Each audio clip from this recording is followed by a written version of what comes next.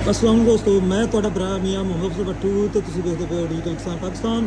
ਕਿਸਾਨ ਵੀਰੋ, ਅੱਜ ਆਪਾਂ ਮੌਜੂਦ ਹਾਂ ਜਨਾਬ ਆਰਕੇ ਜ਼ਰਾਈ ਇੰਡਸਟਰੀ ਕਸੂਰ। ਤੇ ਸਾਡੇ ਨਾਲ ਬਿਲਾਲ ਭਾਈ ਮੌਜੂਦ ਨੇ।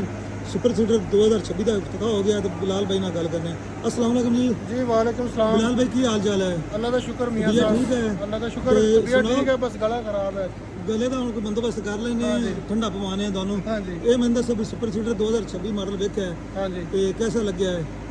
ਜ਼ਬਰਦਸਤ ਹੈ ਜੀ। ਮੇਨ ਗੱਲ ਹੈ ਜੀ, ਜਿਹੜਾ ਗੇਅਰ ਹੈ ਨਾ ਜੀ, ਇਹਨਾਂ ਨੇ 10 ਸਾਲ ਦੀ ਗਾਰੰਟੀ ਦੇ ਦਿੱਤੀ ਗੇਅਰ ਦੀ। ਅਗਰ ਉਹਨਾਂ ਨੂੰ ਗੇਅਰ ਤੇ ਇਤਮਾਦ ਹੈ ਤੇ ਤਾਂ ਹੀ ਉਹ ਗਾਰੰਟੀ ਦੇ ਰਹੇ ਆ।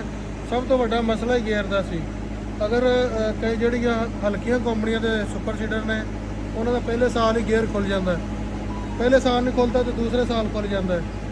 ਅਗਰ ਕੰਪਨੀ ਅੱਛਾ ਗੇਅਰ ਲਗਾ ਰਹੀ ਹੈ ਤਾਂ ਤਾਂ ਹੀ 10 ਸਾਲ ਦੀ ਗਾਰੰਟੀ ਦੇ ਰਹੀ ਹੈ। ਉਸ ਤੋਂ ਬਾਅਦ ਨਾਲ ਇਹ ਫੱਟਾ ਜਿਹੜਾ ਇਹ ਵੀ ਉਹਨਾਂ ਨੇ ਕਿਹਾ ਜੀ ਅਸੀਂ ਇਹਦੇ ਸੁਪਰ ਸੀਡਰ ਦਾ ਹਿੱਸਾ ਹੈ ਉਹ ਵੀ ਨਾਲ ਦੇ ਰਹੇ ਹਾਂ।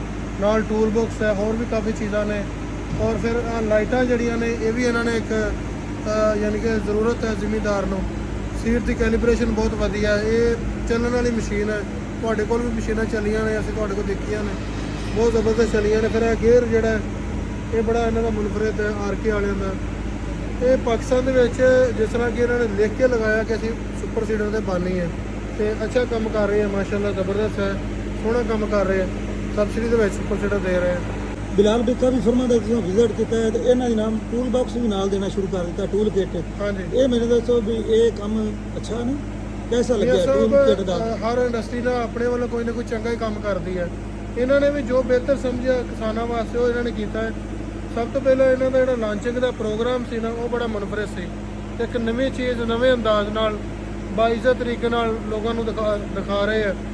ਔਰ ਜੋ ਦੇ ਰਹੇ ਆ ਜ਼ਿਮੀਂਦਾਰ ਨੂੰ ਇਹ ਚੀਜ਼ਾਂ ਸਾਰੀਆਂ, ਇੱਧਰ ਕੈਮਰਾ ਮਾਰੋ, ਕਿ ਇਹ ਸਾਰੀਆਂ ਚੀਜ਼ਾਂ ਜਿਹੜੀਆਂ ਨੇ ਇਹ ਨਵੇਂ ਮਾਡਲ ਦੇ ਨਾਲ ਗਿਫਟ ਜਾ ਰਹੀਆਂ ਨੇ। ਔਰ ਇਹ ਜ਼ਿਮੀਂਦਾਰ ਨੂੰ ਇਹਦੀ ਜ਼ਰੂਰਤ ਹੈ।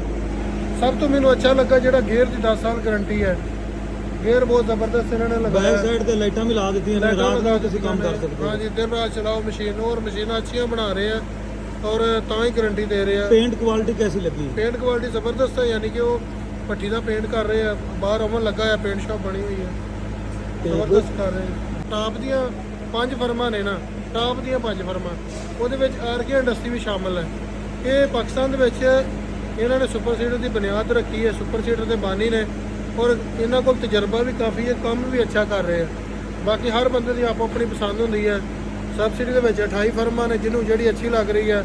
ਲੇਕਿਨ ਮੈਂ ਇਹ ਗੱਲ ਕਹਾਂਗਾ ਕਿ ਪੈਸੇ ਨਾ ਛਡਾਓ, ਮਿਆਰ ਲਵੋ। ਬਿਹਤਰ ਹੈ ਜਿਹੜੀਆਂ 5-6 ਫਰਮਾਂ ਤੁਸੀਂ ਕਹਿੰਦੇ ਪਏ ਹੋ, ਹਾਂਜੀ। ਨਾਮਵਰ ਹੈਗੀਆਂ ਨੇ, ਹਾਂਜੀ, ਮਤਲਬ ਪੇਂਟ ਕੁਆਲਿਟੀ, ਉਹਨਾਂ ਦਾ ਮਟੀਰੀਅਲ ਤੇ ਬਿਲਕੁਲ। ਉਹ ਮਤਲਬ